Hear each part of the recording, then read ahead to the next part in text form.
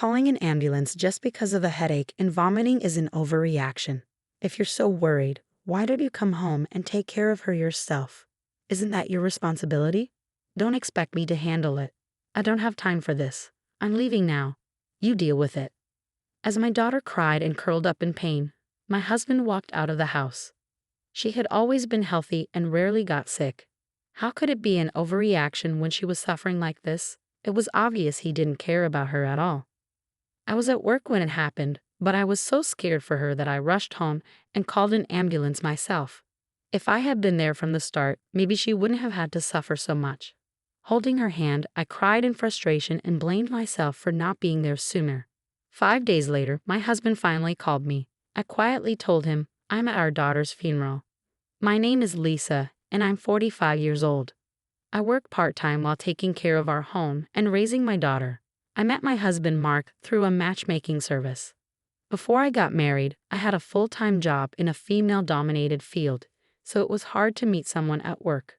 I had always dreamed of getting married and didn't want to wait too long, so I decided to try matchmaking. That's how I met Mark. He was very precise and careful about everything, while I was more easygoing. At first, I thought we were too different to get along. But as we spent more time together, we started to respect each other's differences. We fell deeply in love, and I couldn't believe we had met through a matchmaking service. I felt so lucky when we got married. Mark only wore his wedding ring on our wedding day because he was allergic to metal.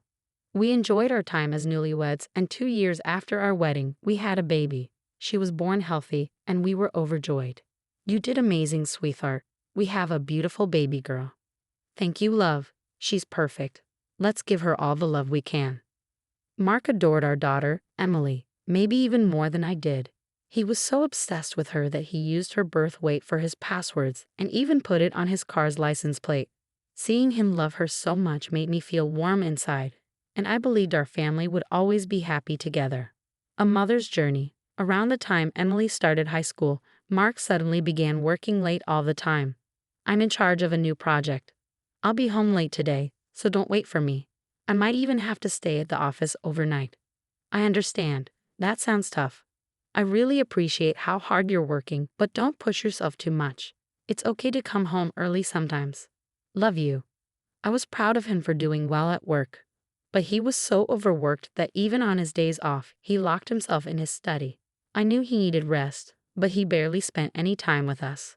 The house started to feel cold and distant. Emily had always been a daddy's girl. Since she was little, she adored her father. But lately, things had changed. Dad's been locked in his study a lot.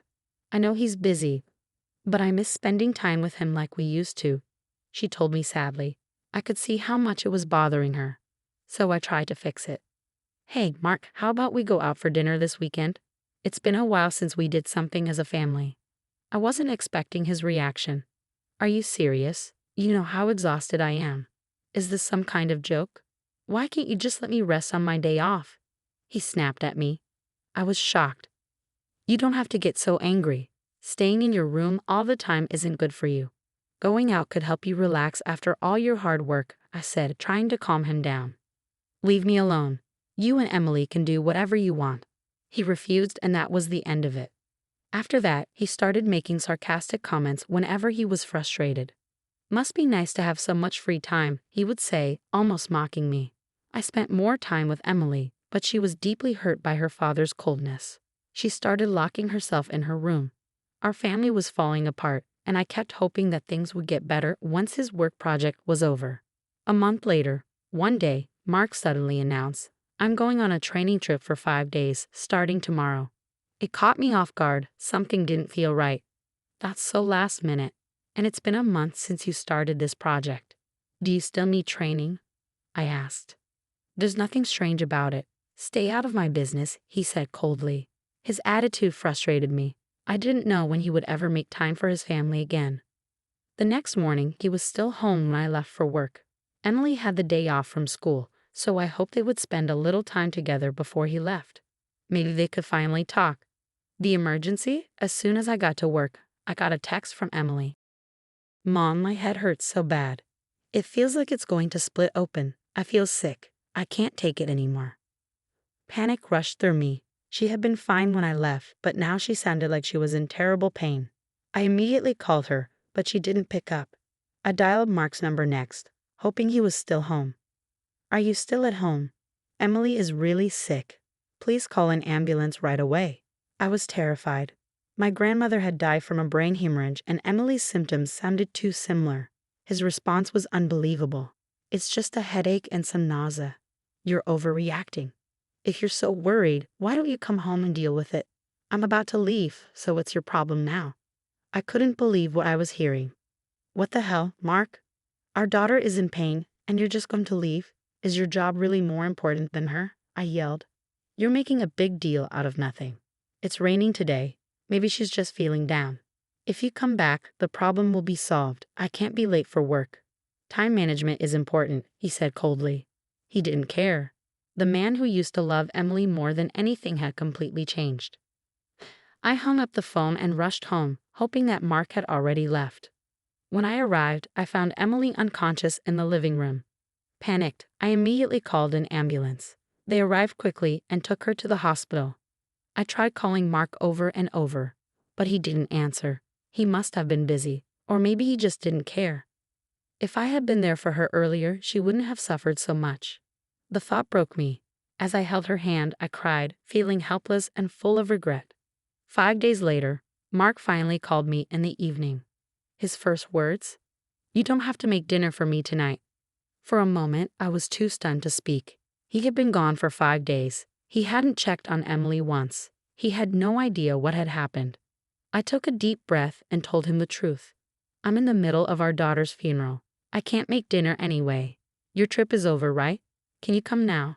Any father would rush to his child's funeral, right? But Mark didn't even hesitate. Oh, I see. Well, I won't be able to make it. You can handle it yourself. That was it. No sadness. No guilt. Something inside me snapped. The confrontation. Mark finally came home late that night. I had been waiting. The moment he stepped inside, I let out all the anger I had been holding in. Why didn't you call an ambulance right away? Do you have any idea how much she suffered? He didn't even flinch. Instead, he scoffed. Seriously, I've been gone for days, and this is how you welcome me? Even if I had called an ambulance, it wouldn't have changed anything. What's done is done. Here, I bought you some sweets. Maybe that'll cheer you up. I stood there in shock. He had no remorse at all. I didn't even have the energy to argue anymore. Sensing my silence, he smirked. By the way, hand over all the insurance money. I paid for everything when it came to Emily. You only work part-time, so you don't have any right to it. I couldn't believe what I was hearing. How can you talk about money right after losing our daughter? It's not just about work. Why don't you think about your family for once? His face remained cold. It was your responsibility to take care of her health. If anyone's to blame, it's you. Don't try to pin this on me. I clenched my fists. I knew arguing with him wouldn't get me anywhere. So I pulled out my proof. You hurt her. You put her under so much stress that it destroyed her health. Don't tell me you know nothing about this. I held up Emily's phone. It was a picture of Mark, walking arm in arm with a young woman, looking like a couple on the very day he had left for his so-called work trip. Emily had found out about his affair. She had confronted him. She had even recorded their conversation. And he had threatened her. If you tell your mother, I'll make sure you regret it, he had warned her. She had told me everything from her hospital bed. The shock, the stress, it had been too much for her to bear. I started feeling sick just thinking about it. My head ached. My stomach churned. He used to love me. He used to care for me.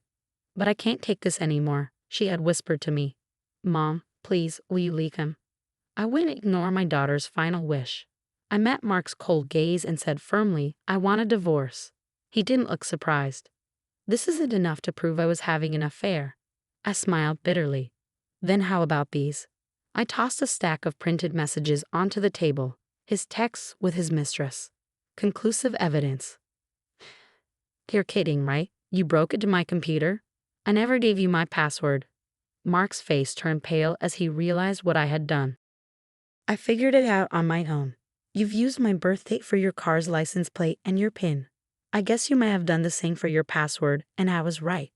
When I checked his emails and messages, I found all the proof I needed. He had lied to Emily and me, saying he was busy with work. But in reality, he had been living with his mistress. The training trip he told me about, it was actually a vacation with her, using his paid leave. This is an invasion of privacy. You had no right to look at my computer, he shouted, trying to defend himself. But I didn't back down.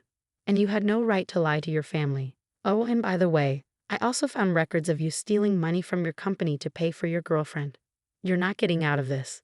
Just admit it. His confidence shattered. He dropped to his knees, panicked, knowing he had been completely exposed, leaving him behind.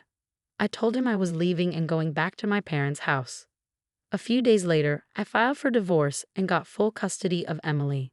While Mark was away, I moved Emily to my parents' home and gathered more evidence of his affair. By the time he returned, we were already gone. And as for Emily's funeral, that was a lie. I wanted to see what he would choose, his daughter or his affair. He didn't even hesitate.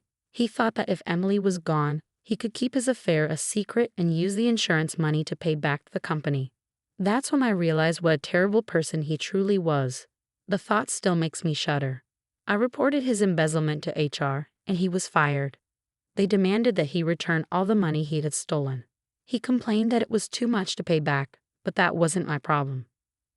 And as if karma wasn't done with him yet, I found his mistress's contact information saved on his computer. I called her and told her everything. Mark had been so careful about keeping records, but in the end, his attention to detail was his downfall. His mistress dumped him. Even his parents, ashamed of his actions, cut ties with him. Now he lives alone, struggling to pay child support, alimony, and the money he owes his company. A fresh start. One day, Mark came crawling back, full of regret. I'm so sorry, I was weak and I made terrible mistakes. Please, can we start over? But it was far too late. I refused to forgive him.